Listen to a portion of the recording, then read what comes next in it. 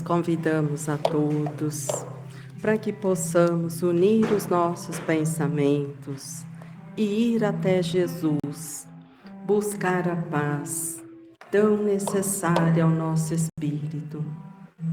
Que possamos, na presença dos benfeitores que aqui trabalham, em nome de Jesus, abrir o nosso coração, auscultar os nossos sentimentos, identificar as nossas necessidades, para que assim sejamos gratos à bênção da vida, que nos traz tantas oportunidades de aprendermos a amar.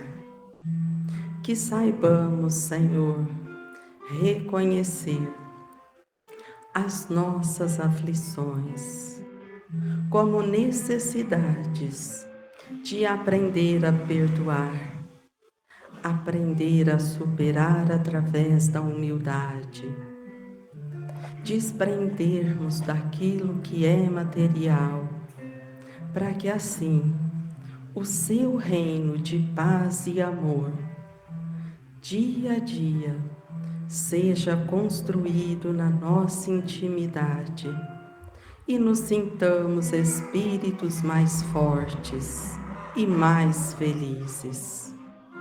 Que saibamos limitar as ilusões e com mais lucidez percebermos a vida como o Mestre nos ensinou, para que assim, a cada dia, consigamos um passo mais na construção da vida eterna. Agradecidos, iniciamos o nosso momento de estudo, rogando a presença amorosa dos benfeitores que aqui trabalham, em nome de Jesus. Obrigada, Senhor, e que assim seja.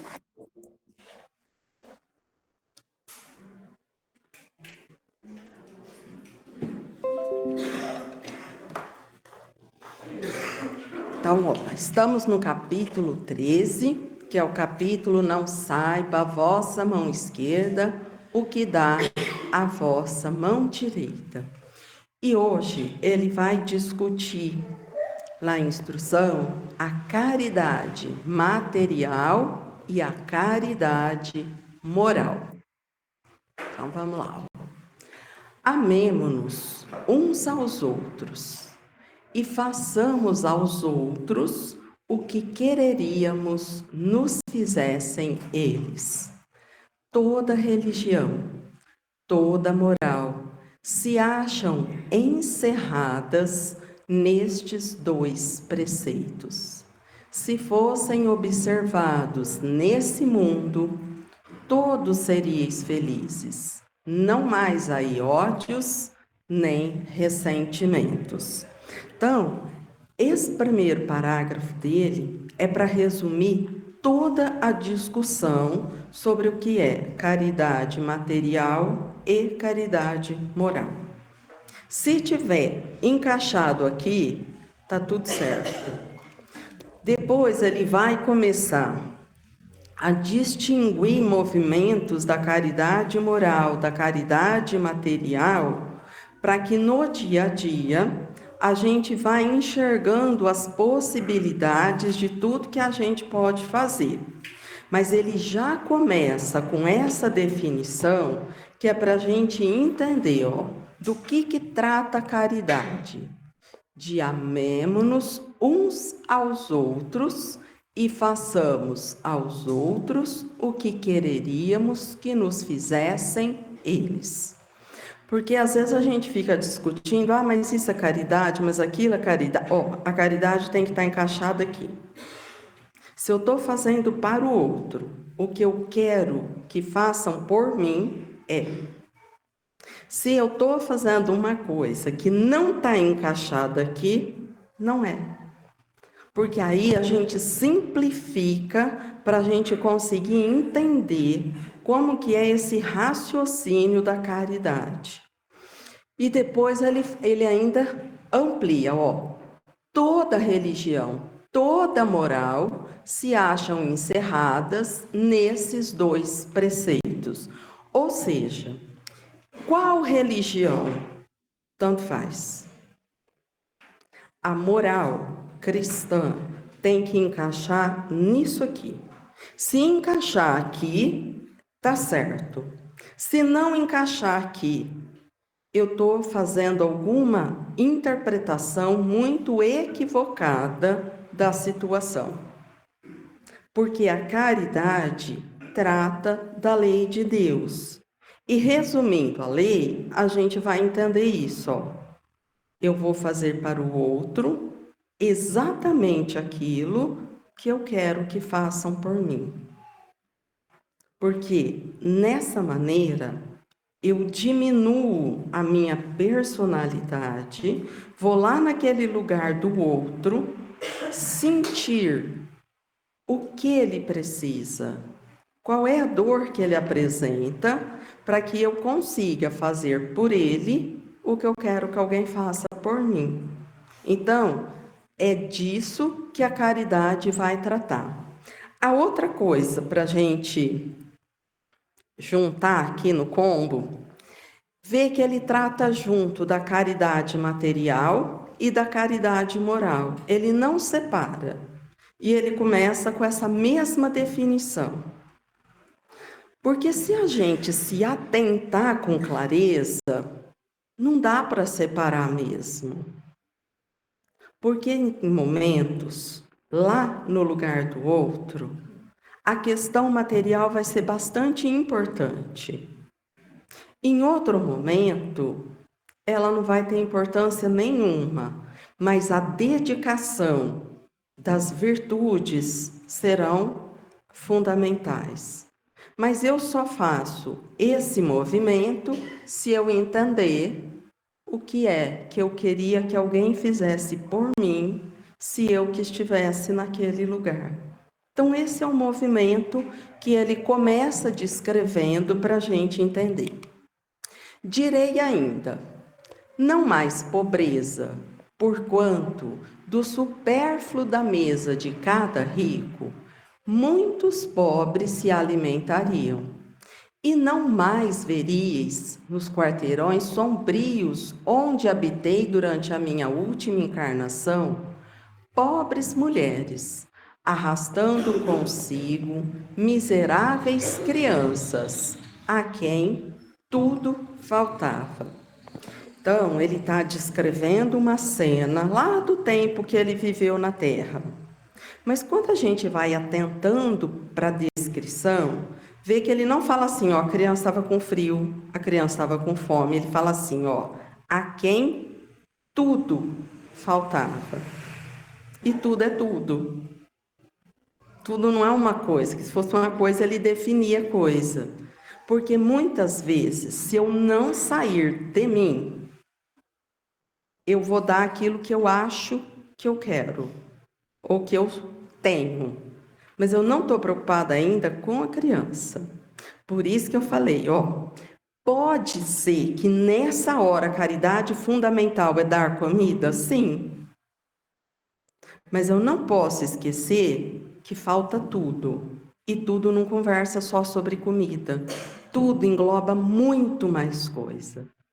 E eu só vou perceber se eu sair de mim, sentir aquela situação, para eu entender, se fosse eu nessa situação, o que eu gostaria que a mim fosse feito, porque é o que eu vou fazer por ela. Então, é dessa atenção que a caridade vai falar. E vê que ele deixa uma coisa numa leveza que é assim, ó, e tudo bem, vai ser do seu supérfluo. Porque é como você entendeu aquela necessidade. Só que se a gente avaliar o que a gente tem de supérfluo, a gente tem coisa material no supérfluo. Sobra bastante. Mas pensa agora, em termos de instrução, conhecimento, amparo. A gente tem bastante? Vixe, se tem. Sobrando. O André Luiz diz que quando a gente tem uma semana de evangelho, a gente tem o suficiente para a vida inteira. Se a gente fizesse aquilo que a gente aprendeu naquela semana, para sempre, a gente construiria uma vida maravilhosa. Então, a gente não faz porque está faltando. Por que será que a gente não faz? Porque dá trabalho, porque a gente não quer ainda, porque eu ainda não me sensibilizei com a situação do outro.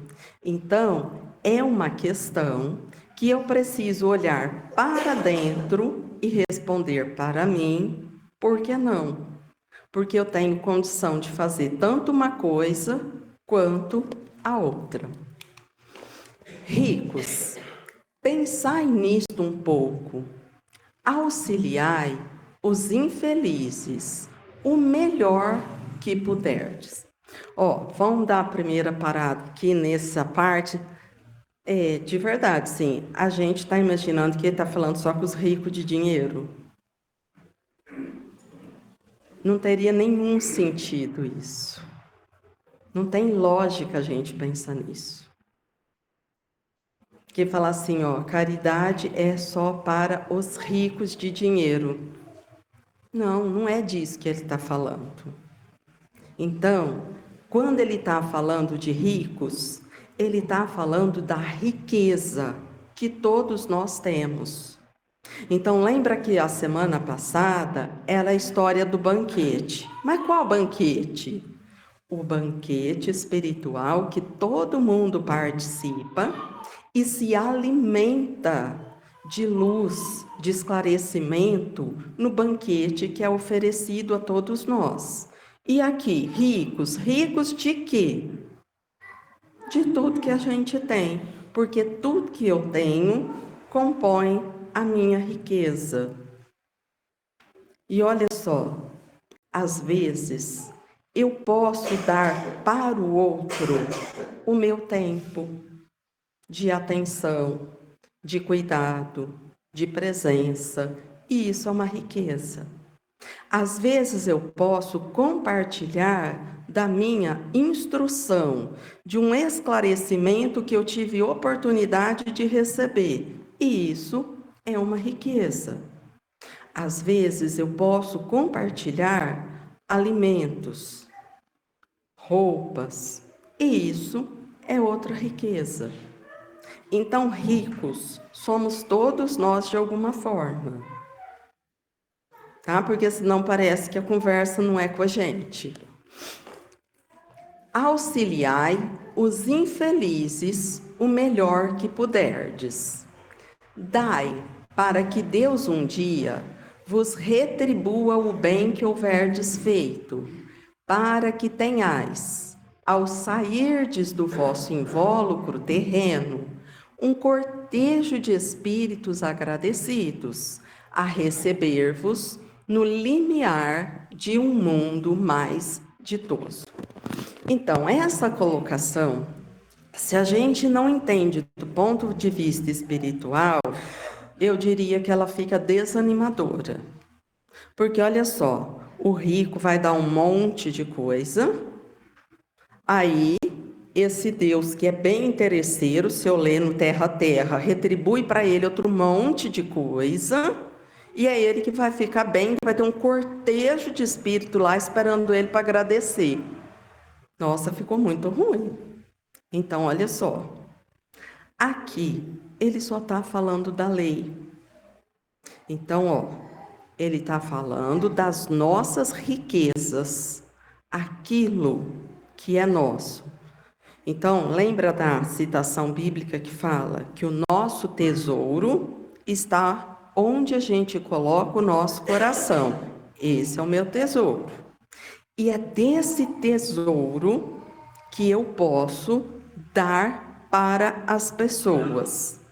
Mas acontece que a lei é assim, eu dou e eu recebo. Isso chama lei de ação e reação. Eu planto e eu encontro a colheita. Isso é lei. Por isso que quando fala assim, que quando a gente houver feito, a gente vai encontrar o resultado, só está falando, porque isso é a regra. É assim que a vida funciona. E não tem como isso ser diferente. Então, o que a gente não pode esquecer? Tudo que eu penso, tudo que eu faço, que transforma em ação, eu construo na minha atmosfera, no meu campo mental. E isso vai dando resultado. Então, eu ajudo. Esse tipo de energia vibra em mim. Eu vou achar o resultado dessa ajuda. Porque, por atração, eu vou atrair a reação disso para mim. Então, se eu dou de mim atenção, eu dou de mim que sejam coisas materiais, mas porque eu senti a necessidade do outro, é isso que eu estou semeando. É esse o resultado que vem a mim. Agora, olha só. Se eu digo assim, então, se eu fosse rico eu até dava, né? Mas eu não tenho como ajudar, eu não vou ajudar. Ai, porque é difícil, né? Então, ok. Mas eu tenho que ter essa clareza, o que eu estou construindo de vibração em mim?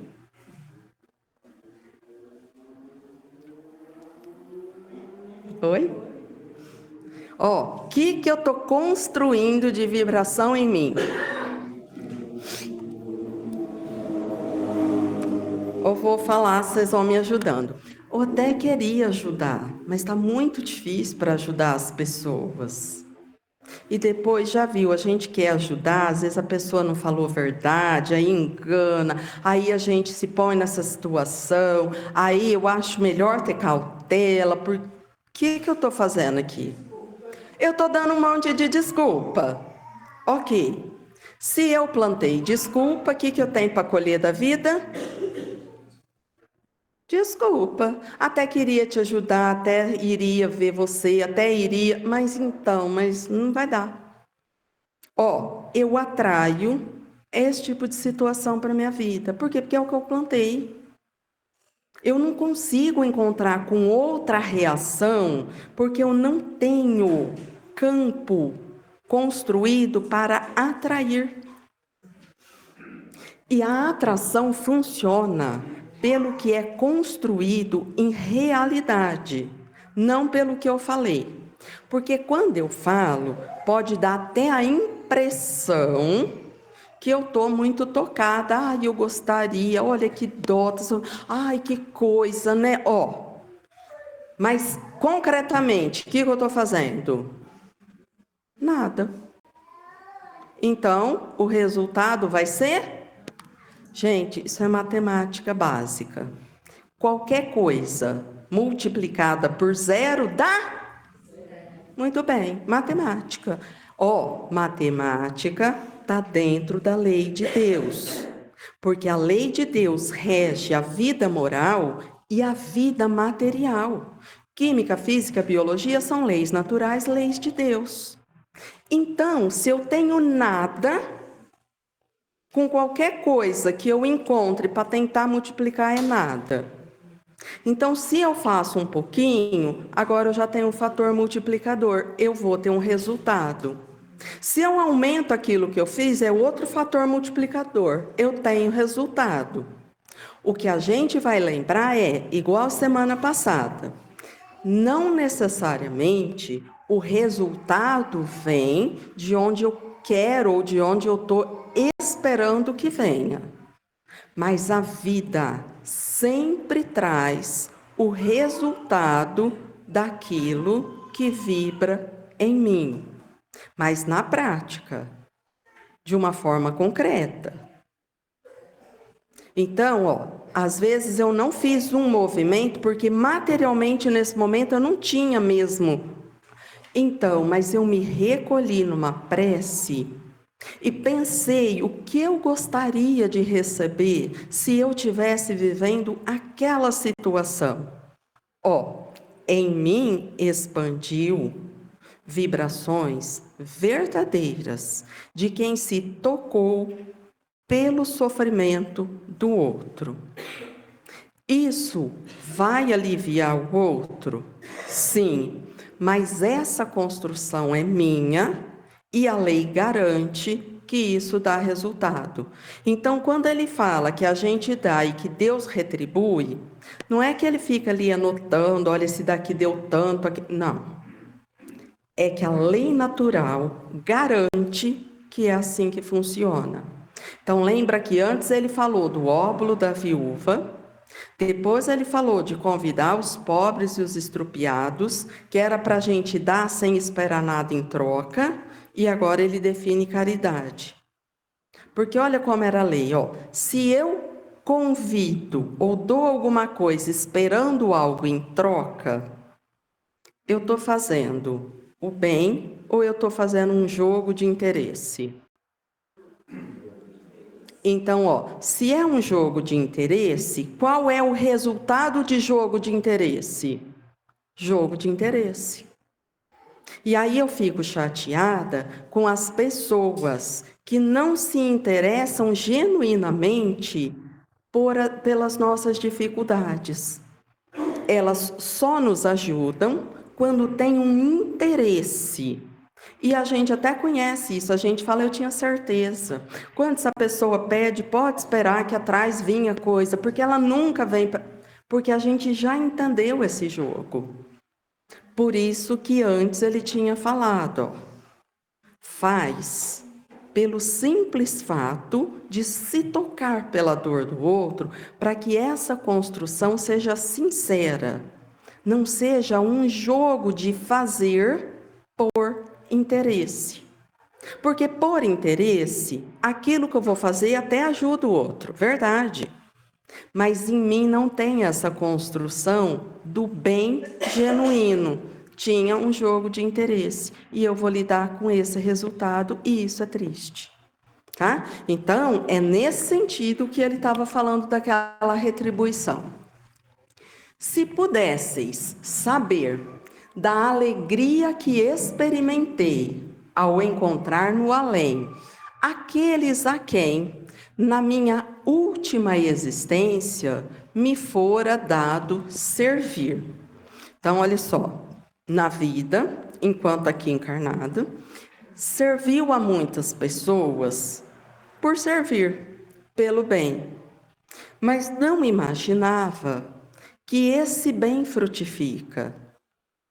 E quando é reconhecida pelo bem que fez, fica abastecida de amor, porque as pessoas ficaram gratas por aquele bem.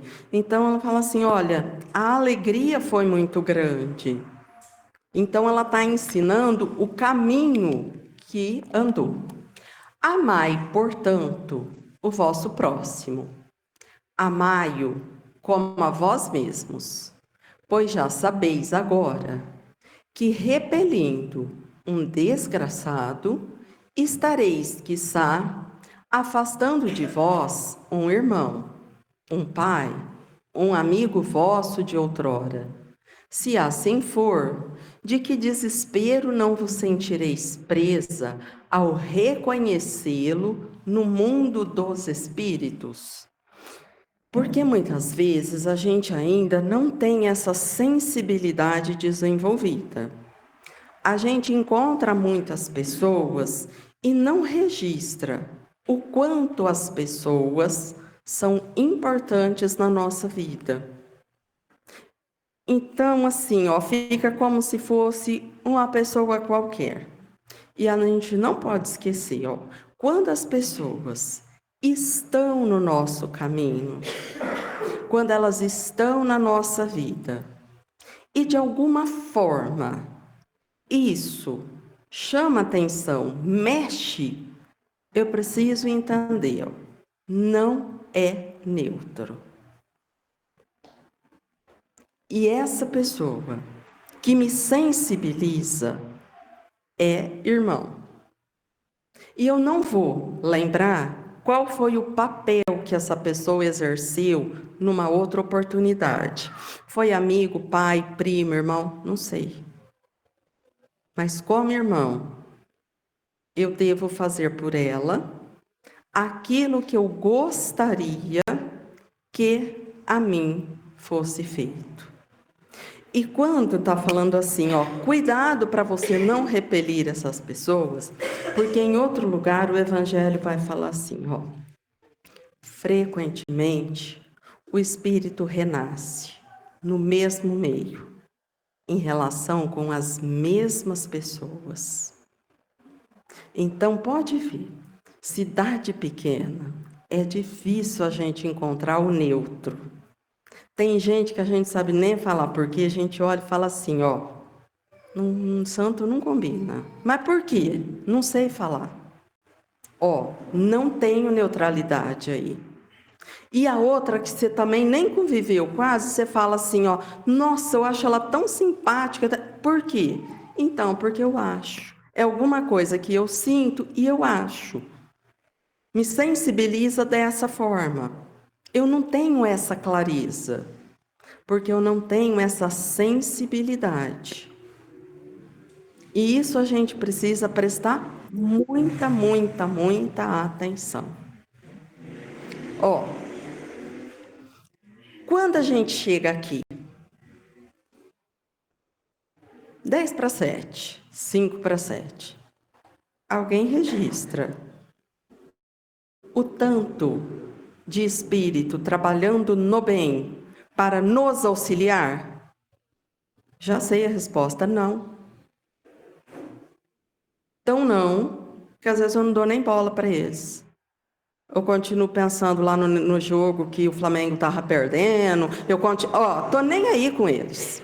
E eles estão aqui, ó, desde muito antes, presentes, dedicados para socorrer a nossa necessidade. Então não adianta eu imaginar que eu sou uma pessoa muito sensível, porque eu não sou. Onde eles estão trabalhando intensamente, ó, eu não faço registro. O que eu registro de pressa? Perturbação no meio de briga. Por quê? Porque esse é o meu meio comum.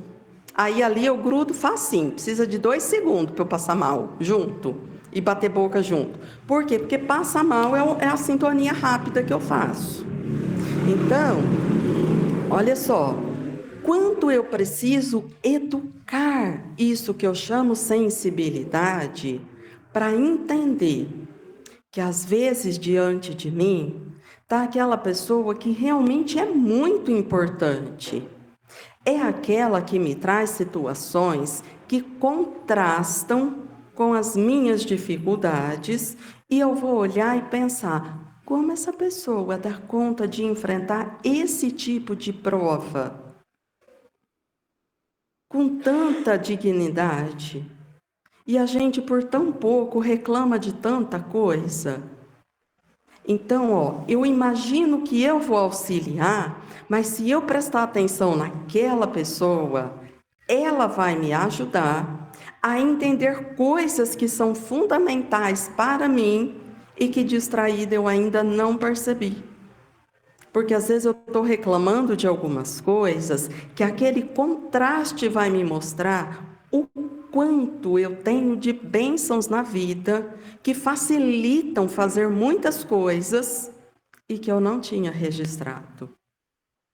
Então, quando ela chama a atenção para esse tipo de relação, é para a gente entender que a vida nos cerca de pessoas que nos sensibilizam para aquilo que está nos faltando. A gente já conversou disso na família. Ó. Às vezes eu sou uma pessoa que fala, não suporto fulano. E aí tem a avó, a tia, que tem uma paciência. E a gente olha e fala assim, nossa, parece boba, por que que... Aí eu vou olhando, eu vou falar, nossa, se eu conseguisse ter um tanto de paciência igual ela tem, eu ia resolver praticamente a maioria dos meus problemas. Porque, olha, não tem aqueles impulsos, ela mantém. Aí eu vou olhando e eu vou identificando aquilo que me falta. E aí eu vou olhando e entendendo, ó, como que é o caminho que essa pessoa faz para manter-se nesse equilíbrio. O que ela valoriza? Como ela lida? E se eu vou prestando atenção, eu aprendo um caminho. E assim, com tantas outras pessoas que estão na nossa vida, vão trazendo essa oportunidade de sensibilizar para eu perceber. Olha, eu não tinha registrado isso como uma bênção, mas olha que importante isso que eu tenho e quanto me facilita. Quando eu aprendi, hora que eu olhei ali, hora que eu entendi, aquela pessoa que não tem e luta sem reclamar, e eu que tenho fico reclamando, aí a gente vai mudando. Então, quando ela traz essa importância desses nossos próximos, é porque são pessoas que são fundamentais mesmo para sensibilizar a nossa vida. Desejo, compreendais bem o que seja a caridade moral, que todos podem praticar, que nada custa, materialmente falando, porém, que é a mais difícil de exercer-se. Então, ela vai especificar bastante agora sobre a caridade moral, porque ela está imaginando que a material a gente entendeu. Mas lembra do detalhe, ó, caridade material tem que estar encaixada lá naquela primeira frase. Fazer ao outro o que eu gostaria que a mim fosse feito. Então, vamos lá agora que ela vai especificar, ó. A caridade moral consiste em se suportarem umas às outras as criaturas, e é o que menos fazeis nesse mundo inferior, onde vos achais, por agora, encarnados. Grande mérito há, crede-me, em um homem saber calar-se, deixando fale outro mais tolo do que ele. Então, quando fala da gente suportar uns aos outros, vamos lá. Ó, ela já entendeu que o que aquela pessoa faz é irritante. Ela já entendeu que eu não concordo. Então, olha como ela começa, pedindo para fazer o quê? Suportar. Ponto.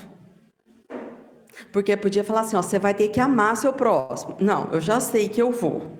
Já entendi. Mas ela fala, ó, começa suportando. Porque esse é um exercício que eu vou fazer dentro de mim. Eu não concordo, mas eu suporto. Eu não acho que é assim, mas eu suporto. Porque essa pessoa decidiu e isso é com ela. Eu não consigo mudar o jeito dela. Mas se eu me irrito com ela, ela faz o mal à moda dela e eu faço mal me irritando, porque irritação não tem na lei de Deus. Desejar o mal não tem na lei de Deus. Então, o meu primeiro movimento é suportar. E aí eu preciso perguntar: o que é que eu sou capaz de suportar e o que é que eu não suporto? Quando eu não suporto, o que eu faço com essa pessoa? Ó, abandono. Se eu abandono a pessoa que eu não suporto, o que eu precisei construir dentro de mim? Como que a gente constrói uma coisa para abandonar pessoas? Indiferença. Ou eu preciso alimentar o meu orgulho e falar que eu sou melhor, que não dá para suportar esse tipo de gente. Qual é o problema? Nada a meu favor. Então, a questão aqui não é da gente ficar pensando, ai, mas e isso? É o que dentro de mim eu estou estruturando nesse momento. E não vamos ficar imaginando, porque às vezes tem situações que são muito difíceis e que materialmente eu não consigo ficar no mesmo lugar que aquela pessoa. Então, se eu não consigo suportar ali na proximidade, tudo bem, eu entendi isso. Agora, eu tomei distância, eu não tenho mais presença física e eu continuo não suportando. Eu continuo falando mal, eu continuo desejando mal, eu continuo com raiva. Agora é um problema que é só meu, a gente não está nem perto. Então, essa avaliação do como suportar aquela dificuldade é uma questão que tem que ser resolvida dentro de mim. O que me falta para suportar alguém que está equivocado? Mas eu não concordo. Por isso que você está suportando, porque se fosse puro amor, não precisava suportar, eu ia adorar estar junto. Então, o que eu preciso desenvolver em mim para suportar, para não odiar, para não desejar o mal? Porque nesse movimento, é em mim a construção difícil vai acontecer. Então, eu acho que eu estou prejudicando o outro. Mas quem está no prejuízo? Eu. Só que se eu plantar raiva, desejo de vingança, revide, eu volto lá na lei. Eu plantei. O que eu tenho para colher? Isso. Por isso que isso é totalmente contra mim. Então, quando ela mostra o movimento da caridade, ela está mostrando o movimento da salvação do espírito. Então, lembra que vai ter um lugar que a gente vai ler assim, fora da caridade não há salvação.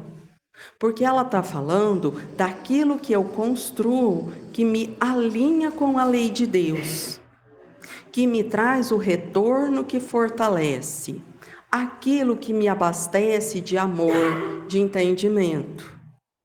E isso não depende do outro, isso é uma construção minha. O outro é um estímulo. A decisão é sempre minha. Por isso que eu preciso prestar atenção. Então vamos lá, grande mérito há, crede-me, em um homem saber calar-se, deixando fale o outro mais tolo do que ele. É um gênero de caridade isso. Saber ser surdo quando uma palavra zombeteira se escapa de uma boca habituada a escarnecer. Não ver o sorriso de desdém com que vos recebem pessoas que muitas vezes erradamente se supõem acima de vós, quando na vida espírita a única real estão não raro muito abaixo. Constitui merecimento, não do ponto de vista da humildade, mas do da caridade, porquanto não dar atenção ao mal proceder de outrem é caridade moral. Então vamos pensar aqui, quando alguém fala uma coisa que a gente sabe que está muito errado, a gente consegue ficar quieto. Sim, não ou talvez. E esse calar tem que ser sincero. Porque, por exemplo, não adianta o Marcelo falar uma coisa que eu não concordo, e aí a hora que ele foi embora, eu falo pro Edão assim, Marcelo, só dá bola fora, né? Olha as coisas que ele falou. Eu não calei. Eu não calei. Eu não falei para ele, mas eu não calei. Então, o calar é entender, ó, essa pessoa está falando de uma coisa que eu percebi que ela não compreendeu ainda. Então, eu vou respeitar, porque ela precisa de mais tempo para compreender isso. E isso para nós é importante, porque tem muita coisa que Jesus ensinou que a gente sabe falar, mas a gente não compreendeu. Então, tem hora que a gente revida e justifica com um monte de coisa como se fosse o certo. E se vem um espírito mais esclarecido, ele olha, fica quietinho, respeita e se compadece. E fala: olha, vai ter que sofrer mais um tanto, porque vai revidar. Mas essa energia do revide atrai outra ofensa. E aí revide, até essa dor incomodar e a pessoa amadurecer e aprender. Isso não é caminho. Então, um espírito bondoso, ele se compadece. Ele me convida a um outro caminho. Mas ele não vai ficar apontando a minha dificuldade, porque ele entendeu que me falta maturidade. Então, é desse lugar esse calar. É o calar, porque eu entendi a dificuldade do outro. E com respeito, eu vou aguardar que possa ter mais maturidade para compreender e conseguir superar essa dificuldade. Então, mas aí, ó, quando a gente ouve uma palavra zombeteira, hoje chama bullying. Então, o que a gente faz? Ó, como eu ajudo a pessoa que está acostumada a brincar com palavras que agridem o outro? Porque, ó, se eu devolvo numa agressão, ficou ruim para ela e péssimo para mim. Então, é isso que ela está pedindo para a gente pensar, ó.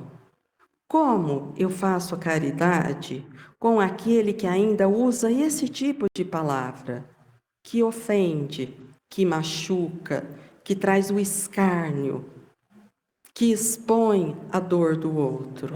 Qual é a caridade desse momento? Porque se eu não me coloco no lugar do outro, eu não vou pensar, ó, o que eu tenho que fazer nessa hora? Se fosse comigo, o que eu queria? Vocês já pensaram o que dá para fazer? Fala, Denise, ajuda nós. Ó, não tá bom. Então, e assim, ó, às vezes se eu não me sensibilizo com isso, olha que triste, a gente fica conivente. A pessoa faz aquelas brincadeirinhas que cutuca na dor do outro, a gente ri, depois o clima pesa. Então não tem graça. Se ninguém ri, a brincadeira acaba. Mas, ó, não é desejando o mal do outro. É entendendo que isso não é bom. Nem para o que está escutando e nem para você que está fazendo. Porque quando eu estou machucando alguém, ó, eu estou em mim expandindo coisas de irresponsabilidade, indiferença, e aí eu vou ter que encontrar com a colheita disso que eu fiz. E isso é horrível para mim. Porque se o outro souber me perdoar, bom para ele, ó, eu dei um estímulo de dor e ele expandiu o bem. Mas para mim, de toda forma, vai ser muito difícil, porque eu vou ter que encontrar com isso. Depois ele fala assim, ó, daquelas pessoas que ri com desdém quando você chega. O famoso pouco caso, aquele aqui. Então, pensa, como que a gente reage a isso? Muito mal. Não, estou falando de mim, estou falando de vocês, não. Tô falando de... Então, o que ela está convidando? Ó, não faz isso. E olha que interessante que ela fala aqui embaixo. Ela fala assim, ó. E eu não estou falando isso nem por humildade, é por caridade. Entende? Essa pessoa ainda acha que aqui na Terra tem gente especial, que está acima de alguém. Isso é muita ilusão. Porque especial todos nós somos. Irmãos, em humanidade, todos nós somos. Então, nessa vida, um veio nessa posição, o outro naquela, e cada um na sua luta. Então, estar nessa posição não significa que é melhor que isso. Então, ela fala: não estou falando nem por humildade, eu estou falando por caridade. Entende que lugar difícil essa pessoa se encontra, iludida com a posição. Mas eu só consigo fazer isso se eu olhar a vida do ponto de vista espiritual. Porque se eu olho do ponto de vista material, eu vou querer brigar com essa pessoa e usar o mesmo orgulho dela e falar assim: você está pensando que você é quem para me tratar desse jeito? Ó, ela riu com desdém por orgulho de se achar melhor e eu me revolto e reajo com o meu orgulho para tentar ofendê-la. Ninguém ensinou nada para ninguém. Ela vai ficar com a colheita do orgulho dela e eu com a colheita do meu orgulho. Foi péssimo para todo mundo. Então, esse texto vai nos sensibilizando para a gente mudar o ponto de vista e entender.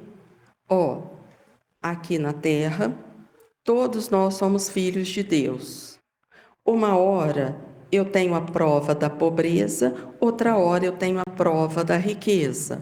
Outra hora eu tenho a prova da fealdade, outra hora eu tenho a prova da beleza.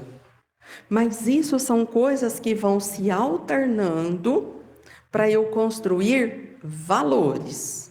E isso dura um tempo, o tempo de uma encarnação.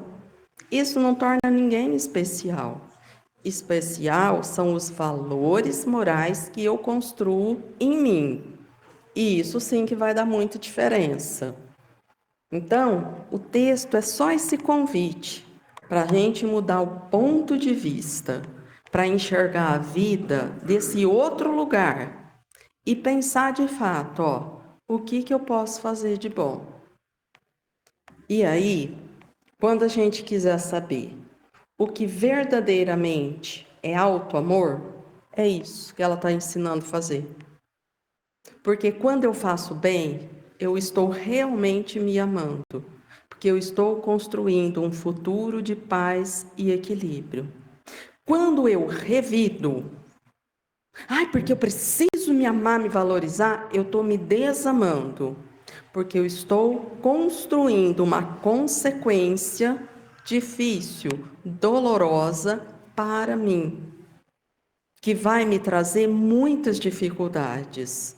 E isso não é amor. Então, isso aqui é o verdadeiro caminho de amor, né? Auto-amor e amor ao próximo. Semana que vem a gente vai continuar, e o texto que ainda tem algumas nuances. Tudo certo até aqui? Ninguém quer falar nada, ninguém compra. Que ruim, é sempre no meu dia que é assim, né? Já me falaram isso. Que é para eu pôr a Suzete e o Adão para falar, que aí todo mundo pergunta, todo mundo fala. Onde sou eu? Ninguém judeu. Essa questão do revide, né? Eu acho que a gente precisa tirar muito isso do externo, né? Porque quem conheceu minha mãe, ela respondia. Tudo que ela achava que incomodava, ela devolvia. Só que daí a pouco ela já tinha esquecido aquilo. Eu acho que a gente precisa pensar bem no que é esse se calar, né? Porque às vezes você se cala, mas aquilo fica reverberando dentro de você. Você fala, podia ter respondido isso, podia ter falado aquilo, né? Então, eu acho que não é o externo, é o sentimento mesmo, né? É sempre dentro. Por fora, às vezes, a gente vai falar uma coisa. Então, que aí é que precisa. Por isso que assim, ó, precisa que eu falei, o guia é aquele primeiro parágrafo. Eu preciso me colocar no lugar do outro. Porque às vezes eu vou responder uma coisa, mas o outro não tem essa clareza, essa noção. Então eu vou responder, ele não vai nem entender. Não, ó, falar ou não falar, tanto faz. Revide é revide, tanto faz. Eu penso Desliguei. Eu penso naquela primeira situação que você falou, que é desejar ao outro o que eu quero para mim. Nem sempre o que eu quero para mim é bom.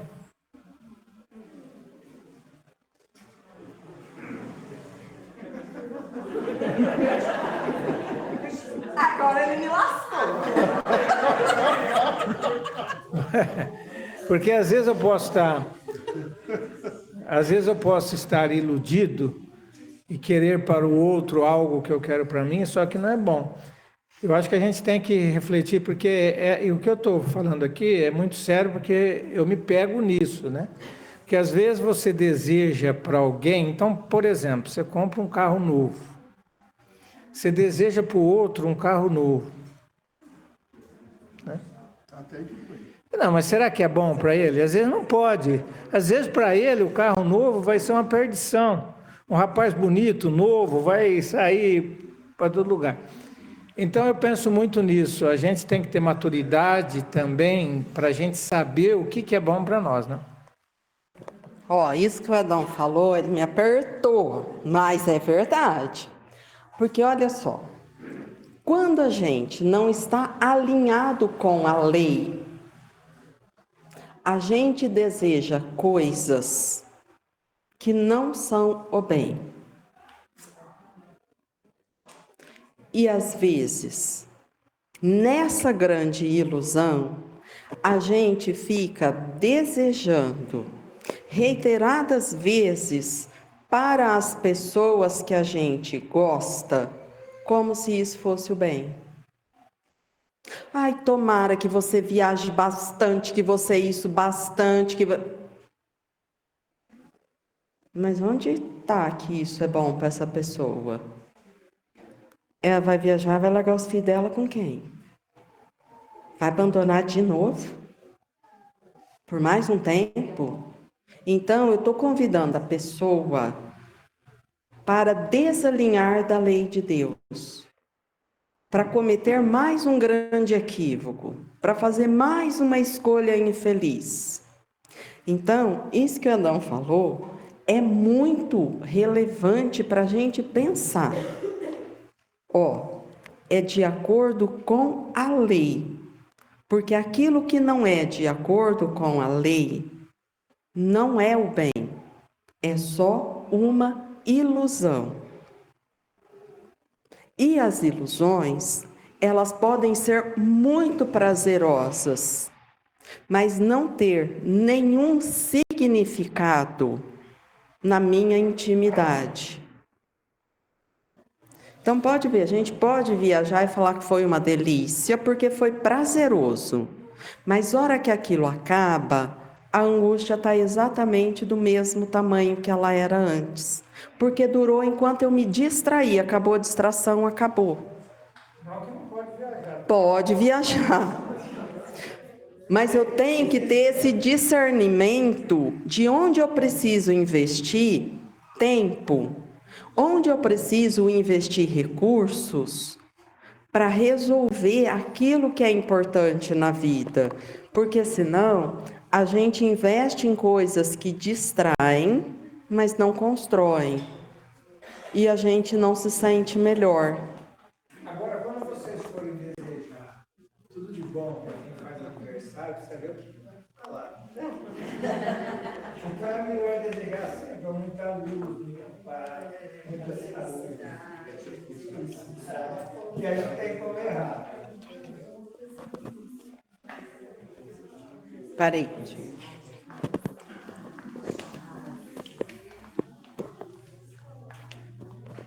Enquanto você estava falando sobre ficar calado, eu fiquei aqui remoendo, né? Que o quanto eu posso ajudar ou não a ficar ficando calada. E eu acho que esse exercício começa dentro de casa, né? Quando meu marido às vezes fala de uma forma mais alta, aquilo te incomoda, de mostrar para o outro, olha, o jeito que você fala eu não gosto. Ou de repente, às vezes, quer que o marido participe mais nas coisas de casa e eu fico calada, fico remoendo e fico com raiva de poder falar assim, olha, se você pudesse, né, me ajudar no almoço, me ajudar não, contribuir, né, porque não é ajudar porque todos vão comer. E isso com relação ao filho também, está sinalizando o tempo todo, às vezes a gente grita, fica nervosa, você tem que parar de jogar videogame, né? E falar, olha, quando você fica muito tempo jogando videogame, isso me incomoda, porque eu sei que te faz mal. Então eu acho que às vezes mostrar para o outro o que incomoda também é uma forma de se ajudar e ajudar o outro, né? Porque ficar remoendo e com os pensamentos ali, né, que você está jogando para o outro também não é bom. Então, agora, ó.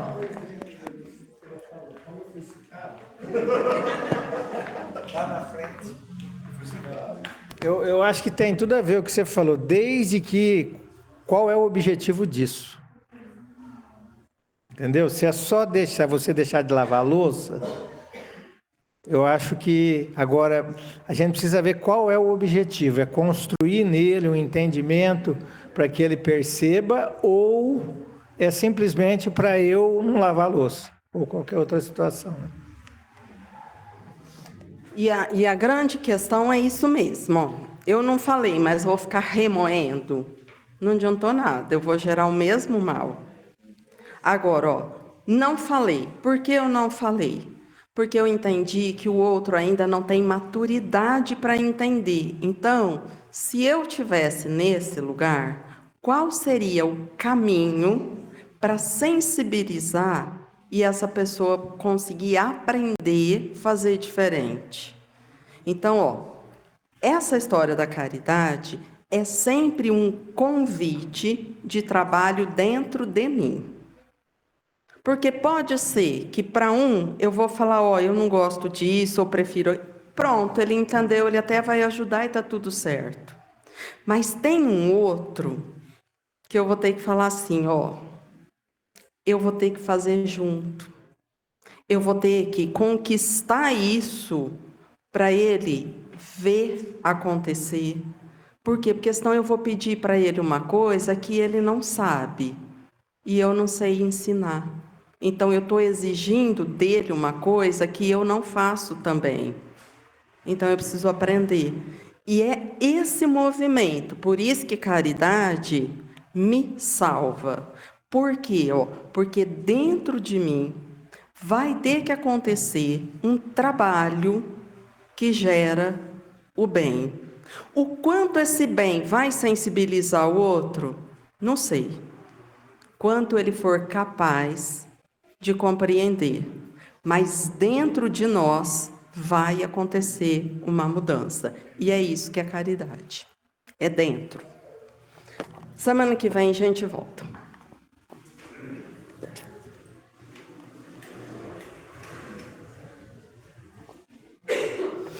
Então nós vamos agradecer a infinita bondade